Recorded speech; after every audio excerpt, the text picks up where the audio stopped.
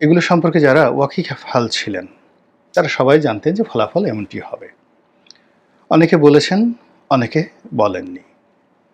আমি ব্যক্তিগতভাবে ২০১২ সনে এই বিষয়টি যখন প্রথম জানলাম জেলখানাতে বসে, যে তাদের ব্যাপক প্রস্তুতি। তো জেল থেকে বের হয়ে আমি বাংলাদেশ প্রতিদিন পত্রিকাতে, নয়াদিগন্ততে এই ঘটনাগুলো লিখেছিলাম যে ঢাকা বিশ্ববিদ্যালয় এই মুহূর্তে তাদের ছাত্রদের মধ্যে, শিক্ষকদের মধ্যে যে সংখ্যাধিক্য, তাদের যে রিক্রুটমেন্ট এবং তাদের যে দাওয়াতি কর্মকাণ্ড এবং সেখানে তারা যেভাবে ঢাকা বিশ্ববিদ্যালয়কে নার্সিং করছে, সেক্ষেত্রে জামাতের যারা নেতৃবৃন্দ রয়েছেন তাদের ধারণা, বিশ্বাস, পুলিশ যদি নিউট্রাল থাকে তাহলে ছাত্রলীগ এবং ছাত্রদল এই দুটো শক্তি যদি একত্র হয়, ১ ঘন্টা শিবিরের সঙ্গে তারা পারবে না।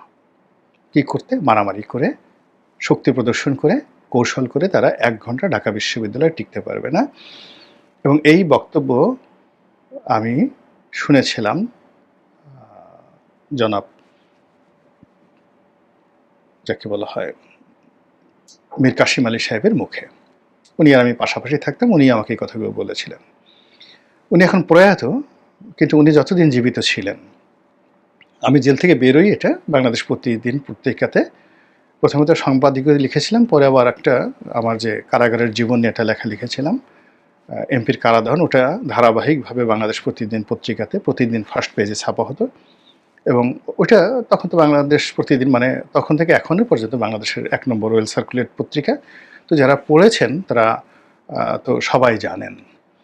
কিন্তু দুর্ভাগ্য যে আওয়ামী লীগের যে কর্তা ব্যক্তি, আমার আশা ছিল যে তারা আমাকে জিজ্ঞাসা করবেন বা জেলখানার মধ্যে কি হচ্ছে সেটা বোঝার চেষ্টা করবেন। এখন বাংলাদেশে যা কিছু হচ্ছে সেটা আপনি পত্রপত্রিকা আমার দেশ বলেন, নয়াদিগন্ত বলেন বা সচিবালয় বলেন, বাইরে যারা ইউটিউবার রয়েছেন জামাতের পক্ষে যে কাজগুলো করছেন, তারপর ডক্টর মোহাম্মদ ইউনূসের সঙ্গে জামাতের যে সম্পর্ক, তারা একসঙ্গে শেখ হাসিনা পতনে কীভাবে লবিস্ট ফার্ম নিয়োগ করেছে, ইউরোপ এবং আমেরিকাতে যুগপৎভাবে কীভাবে কাজগুলো করেছে, এই পুরো বিষয়টি আমি কিন্তু একেবারে জেনে এসেছিলাম ২০১২ সনে।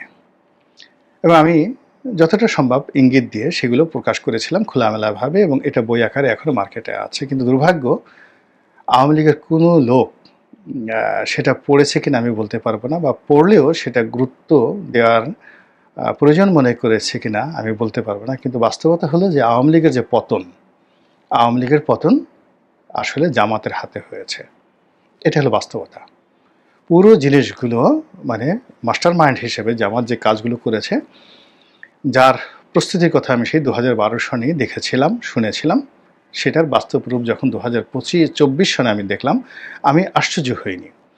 আবার দেখুন যে এই যে ডাকসু নির্বাচনে যে ফলাফল হলো, যারা বিএনপিপন্থী লোকজন আছেন বা যারা মুক্তিযুদ্ধপন্থী লোকজন আছেন, তারা সবাই নানা রকম আবেগ, অনুভূতি, প্রেডিকশন তাদের সামাজিক মাধ্যমে দিয়েছেন। আমি কিন্তু একটাও মন্তব্য করিনি, জাস্ট একটা মন্তব্য করিনি।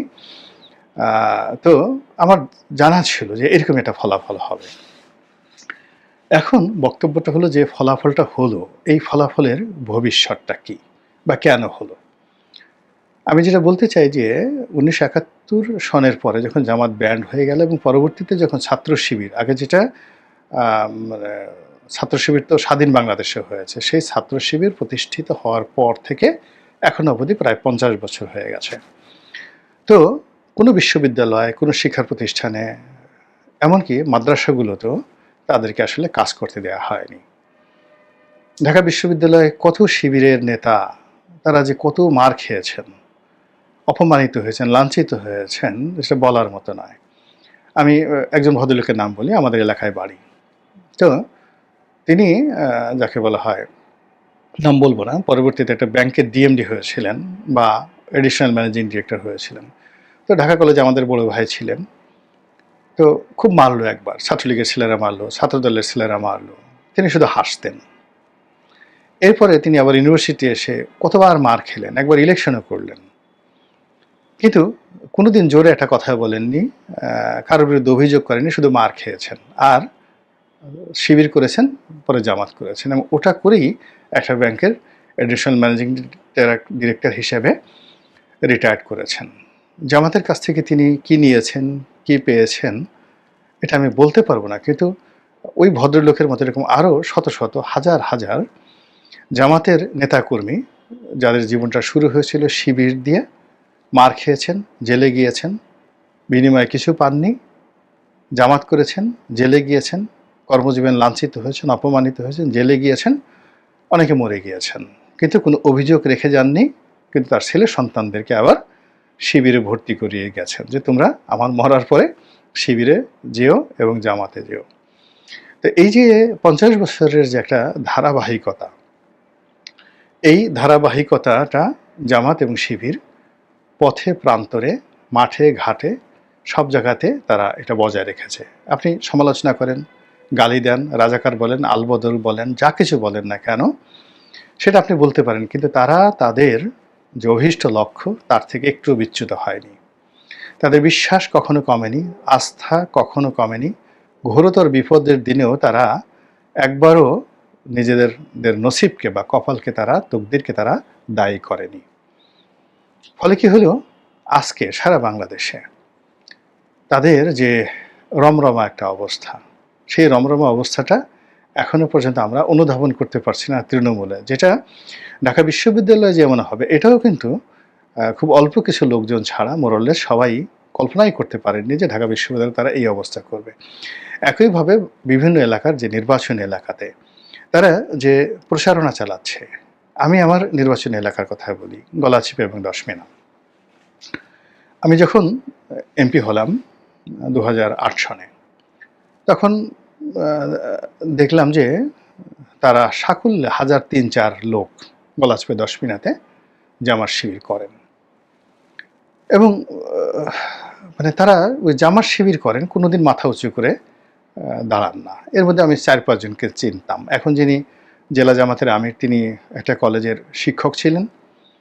তো আমি যখন হলাম তাকে মারবে, সবাই মারবে, মানে তাকে মেরেই ফেলবে, এরকম একটা অবস্থা। উনি ওখানে শাহ আলম সাহেব, প্রফেসর শাহ আলম।